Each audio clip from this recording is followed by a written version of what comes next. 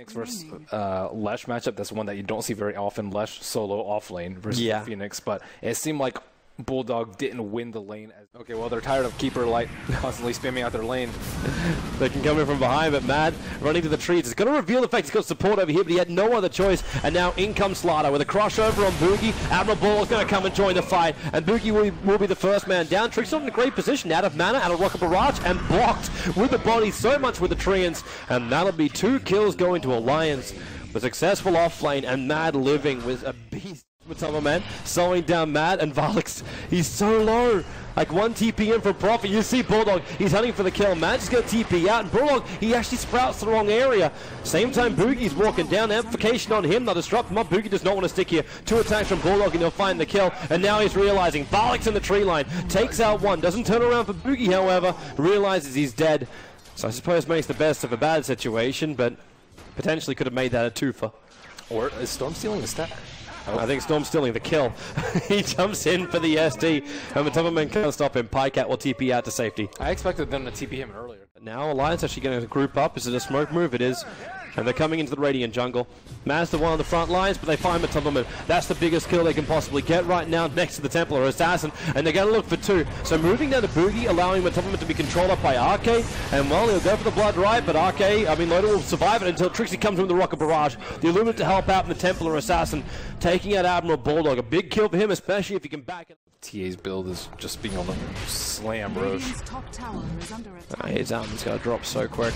There is support though, nice Stalkers in the neighborhood, but they don't see into the pit until the Treant walks in. So now the vision is there for Alliance, and there's going to be a bigger wave of Treants coming in. The call down over on Mad. He's the most exposed one, but Roshan killed by the tire. Loda got in, he snatches it. He actually grabs the Aegis, the Immortal out front of their fingers, and you've lost your 2 major cores. The Crush will be off target, but the Orchid Trap with the Sprout, they'll do the work. And Alliance, now is the fight they wanted. Trixie will be pulled back in, and it is a team wipe for the prize of the Night Stalker, which 4ASC tried to initiate on while they were Blood Rider ruptured, and yeah, he is just exactly what Alliance needs. Pajkatt looking to force the top tower, and 4ASC, I think they're taking the bait, because they were meant to come and defend this and then jump in from behind. At the same time, they actually found the Tumbleman out of position, so the Bloodseeker's going to go down. Need to get the rupture off from Loda, so Loda won't join this fight quickly, but it doesn't matter. You've still got Pajkatt and Mad in the front lines. Now Admiral Bulldog is beating them down. He's also going for the Classico build. It's the old-fashioned Shadow Blade build over on Nature's Prophet.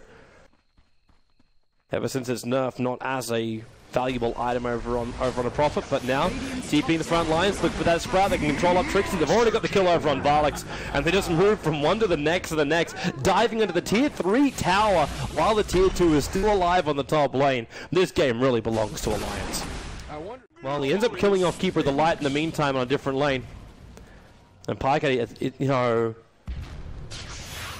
his mana, he doesn't really have a hell of a lot. With the Shiva's gun, he can slow down Trixie, and Admiral Bulldog's already back in the fight, and that's what it's all about. Silver Age to attack in, so it's already been broken on 1. Trixie will end up going down, Pajkatt remaining alive, and they see Nymphy in the trees. Trigger off the dust this time around, he'll blink away, and they kept vision of him for just a moment. Now with the Remnant up, and the Sprout, and the traps, every bit of vision they've got thrown into the tree line. So TA will finally drop, an Alliance extending that lead now, 26-9.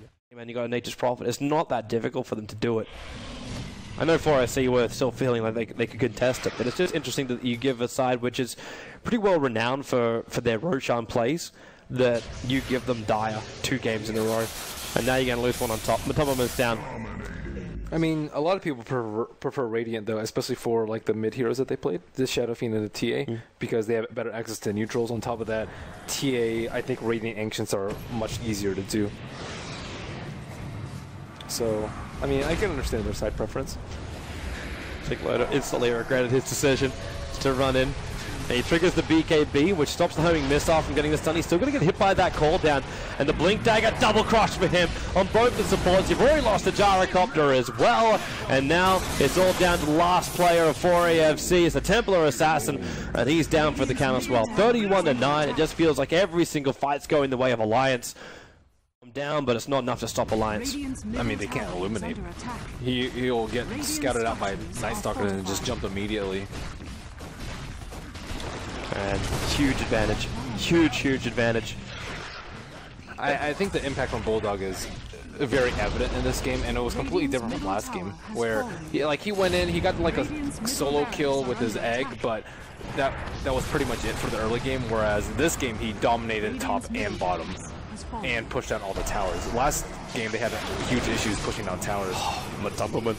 So the disruption's keeping him alive for now, but the Sprout was holding him there. Pajkatt jumped in, but they're battling up against the Blade Meld to start with.